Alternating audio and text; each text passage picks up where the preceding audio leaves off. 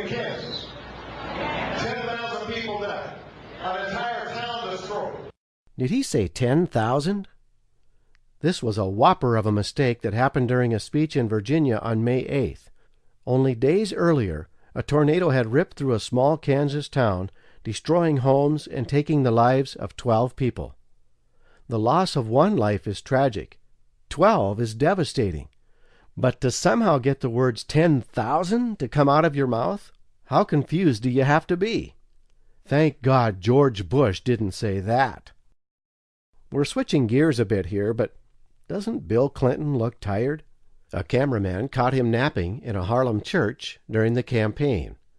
The only problem was that the networks didn't let anyone see it, and very few people even know it happened. The media will never forget about Vice President Dick Cheney falling asleep during meetings, once in 2006 and once in 2007. They were national news items. Every network talked about them, and the comedians showed them over and over. Letterman himself has probably used them a dozen times, maybe more. And as with other Republican embarrassments, they continue to be used. Who can forget the thrashing former President Ronald Reagan took for admitting he sometimes took afternoon naps? Soon the Letterman and Leno crowd had him taking 5, 6, 7 naps a day. It was a frequent joke on late-night television for years, and the jokes didn't stop until the former president, at the age of 83, informed the nation in a handwritten letter that he had been diagnosed with Alzheimer's disease.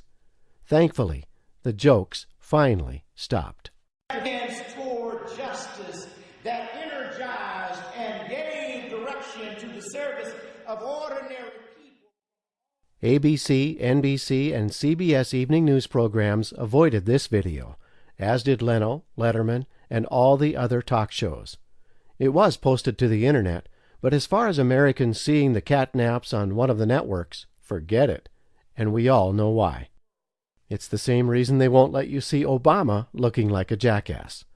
Clinton and Obama are important public figures who just happen to have a D next to their name, and there will be no making idiots out of people with a D next to their name.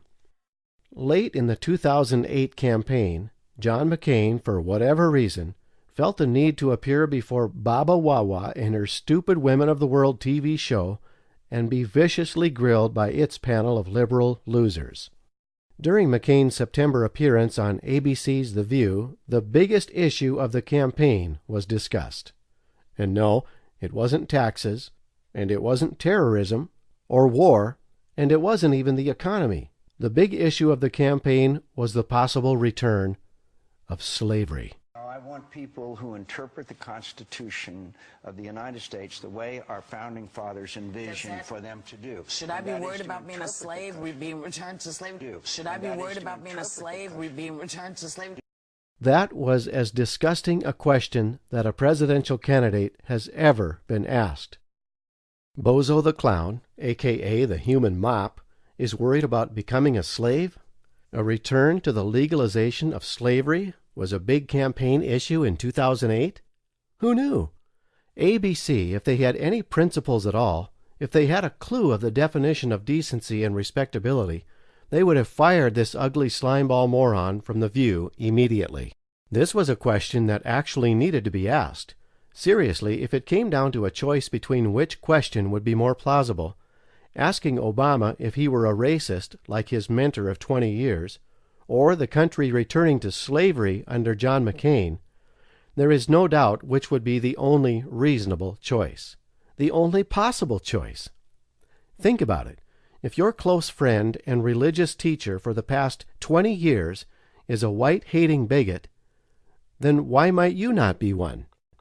In addition, if Obama's poll numbers had not started dropping after his preacher's sermon started appearing on television, Obama and Wright would still be pen pals, and we'd have a racist preacher making Sunday house calls to the White House.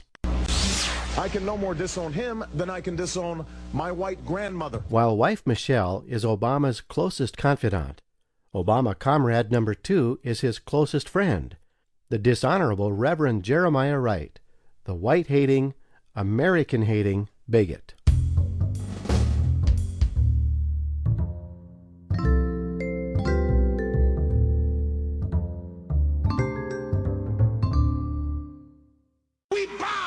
Hiroshima, we bombed Nagasaki, and we nuked far more than the thousands in New York and the Pentagon, and we never batted an eye.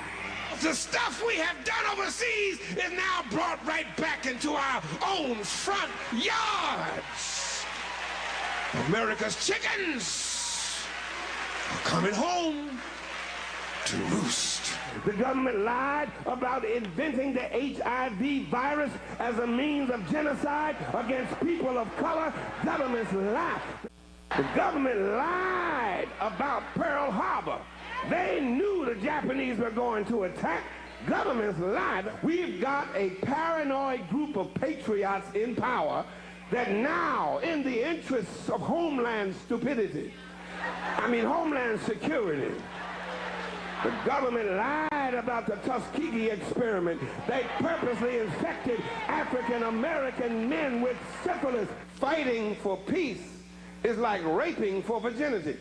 What's going on in white America, U.S. of KKKA? Black men turning on black men. That is fighting the wrong enemy. You both are the primary targets in an oppressive society that sees both of you as a dangerous threat. We cannot see how what we are doing is the same thing Al Qaeda is doing under a different color flag. And guess what else? If they don't find them some weapons of mass destruction, they're going to do just like the LAPD and plant them some weapons of mass destruction. Goddamn America that's in the Bible for killing innocent people. Goddamn America for treating us citizens as less than humans. Causes some white people and some Uncle Tom some problem. Oh, I am so glad that I got a God who knows what it is to be a poor black man in a country and a culture that is controlled by and run by rich white people. We have got to change the way we have been doing things as an arrogant, racist, military superpower. We believe God sanctioned the rape and robbery of an entire continent. We believe God ordained African slavery. We believe God makes Europeans superior to Africans. Did you notice the congregation screaming and cheering to this garbage? With the public airing of his minister's sermons, the least Barack Hussein Obama could have done was to resign from the United States Senate and walk back to Chicago with his tail between his legs. We knew about Pearl Harbor before it happened? AIDS was invented to kill black people? One news reporter said after listening to Wright's sermons, which, by the way, were for sale by the church, quote, "It's difficult to find one in which he didn't use profanity," end quote. It just came to me within the past few weeks, y'all, why so many folk are hating on Barack Obama. He doesn't fit the model. He ain't white, he ain't rich, and he ain't privileged. Hillary fits the mold. Europeans fit the mold. Giuliani fits the mold. Rich white men fit the mold. Hillary never had a cab whiz past her and not pick her up because her skin was the wrong color. Hillary never had to worry about being pulled over in her car. Hillary was not a black boy raised in a single-parent home. Barack was. Barack knows what it means to be a black man living in a country and a culture that is controlled by rich white people. Hillary can never know that. Hillary ain't never been called a nigger. Oh, I am so glad that I got a God who knows what it is to be a poor black man in a country and a culture that is controlled by and run by rich white people. Jesus taught me how to love the hell out of my enemies and not be reduced to their level of hatred, bigotry, and small-mindedness. Hillary ain't never had her own people say she wasn't white enough.